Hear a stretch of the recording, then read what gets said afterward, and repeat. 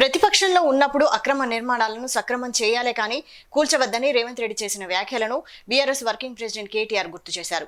కానీ ఇప్పుడు అధికారంలోకి వచ్చాక ఇష్టారీతిన వేలాది ఇళ్లను కూలుస్తున్నారని ఆరోపించారు. కేసీఆర్ ప్రభుత్వంలో మూసీ సుందరీకరణలో భాగంగా నిర్మించిన నాగోల్ ఎస్టీపీని కేటీఆర్ పరిశీలించారు. ఆయన వెంట మాజీ మంత్రులు సబితా ఇంద్రారెడ్డి, తలసాని శ్రీనివాస్ యాదవ్ ఎమ్మెల్యేలు ఉన్నారు. కట్టిన ఇల్లు పెట్టిన పొయ్యిలాగా మూసీని బంగారు పళ్లెంలో పెట్టి రేవంత్ రెడ్డికి అప్పజెప్పామన్నారు కేటీఆర్.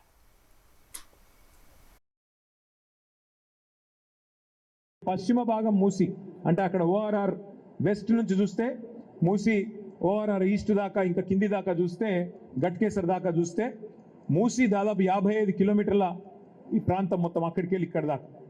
అయితే ఈ 55 కిలోమీటర్ల పరిధిలో మూసి నీళ్లు ఒక చుక్క కూడా ఆగదు, కిందికి పోతానే ఉంటుంది. ఎందుకంటే అక్కడి నుంచి ఇక్కడి వరకే ఈ 55 కిలోమీటర్ల అట పశ్చిమ మంచిరేవుల నుంచి గట్కేసర్ దాకా చూస్తే 84 మీటర్లు కిందికి అవుతుంది మూసి.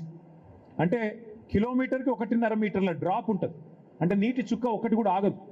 నీళ్లు వస్తే పోతూనే ఉంటాయి తప్ప ఆగవు. మరి నీళ్లు ఆగితేనే కదా ఇక్కడ రేపటి రోజున బోటింగ్ కానీ టూరిజం స్పాట్స్ కానీ వీటిని డెవలప్ చేయొచ్చు. ఏం చేయాలని ఆలోచన చేస్తే 15 బ్రిడ్జిలు మంజూరు చేసి మూసి మీద అటుకెళ్ళి పోవడానికి రావడానికి 15 బ్రిడ్జిలు మంజూరు చేసి ఆ బ్రిడ్జిల కిందనే road bridge cum check dam కింద చెక్ డ్యాము పైన బ్రిడ్జు మంజూరు చేసింది కేసీఆర్ గారి ప్రభుత్వం.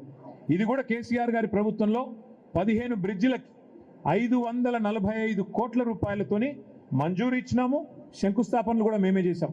పిర్జాది కూడా మాజీ మేయర్ గారు ఇక్కడ ఉన్నారు.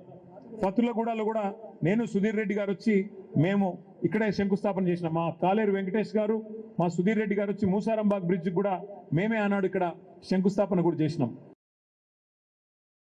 పశ్చిమ భాగం మూసి అంటే అక్కడ ఓఆర్ఆర్ వెస్ట్ నుంచి చూస్తే మూసి, ఓఆర్ఆర్ ఈస్ట్ దాకా ఇంకా కింది దాకా చూస్తే గట్కేసర్ దాకా చూస్తే మూసి దాదాపు 55 కిలోమీటర్ల ఈ ప్రాంతం మొత్తం అక్కడికి వెళ్ళి ఇక్కడ దాకా. అయితే ఈ 55 కిలోమీటర్ల పరిధిలో మూసి నీళ్లు ఒక చుక్క కూడా ఆగదు, కిందికి పోతానే